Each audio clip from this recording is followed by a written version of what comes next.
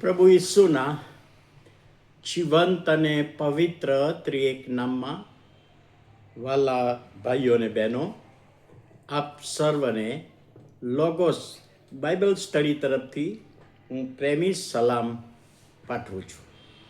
અને આજે 20મી ફેબ્રુઆરી 2026 અને શુક્રવારનો નવો દિવસ આપણા જીવનમાં પ્રભુએ બતાવ્યો માટે પ્રભુનો આભાર માનીએ છીએ.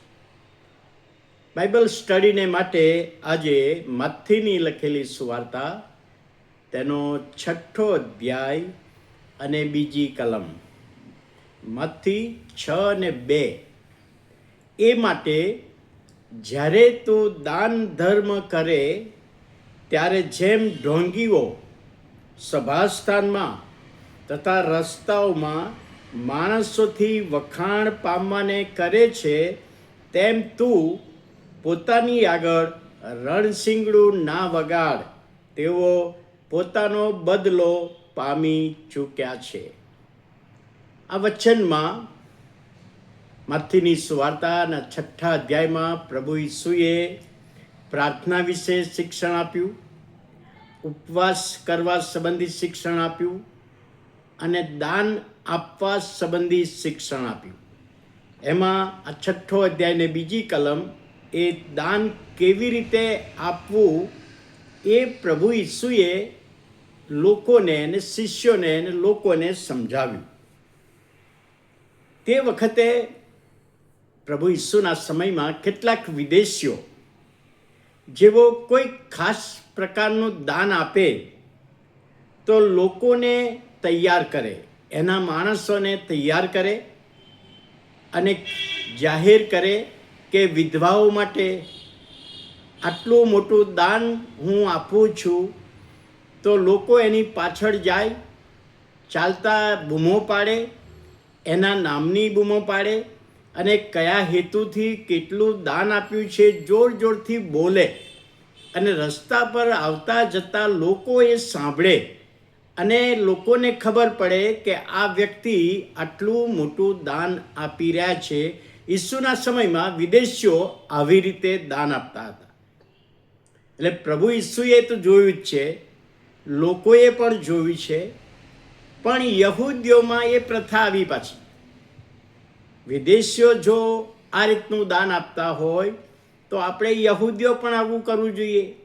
એટલે યહૂદી વ્યક્તિ સભાસ્થાનમાં, જેમ આપણે રવિવારની ભક્તિ સભા, એમ સભાસ્થાનની ભક્તિ સભામાં દાન આપવા માગે ત્યારે એના માણસો, પેલો યહૂદી માણસ જે મોટું દાન આપે છે એના માણસો રણશીંગડું વગાડે.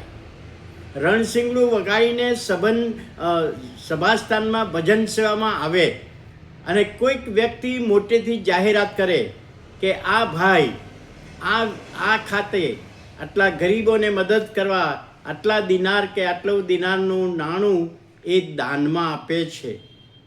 અને એમ કરીને એની જાહેરાત કરીને દાન આપવામાં આવે ત્યારે પ્રભુ ઈસુએ આ લોકોને કહ્યું કે એ લોકો એમનો બદલો પામી ચૂક્યા છે.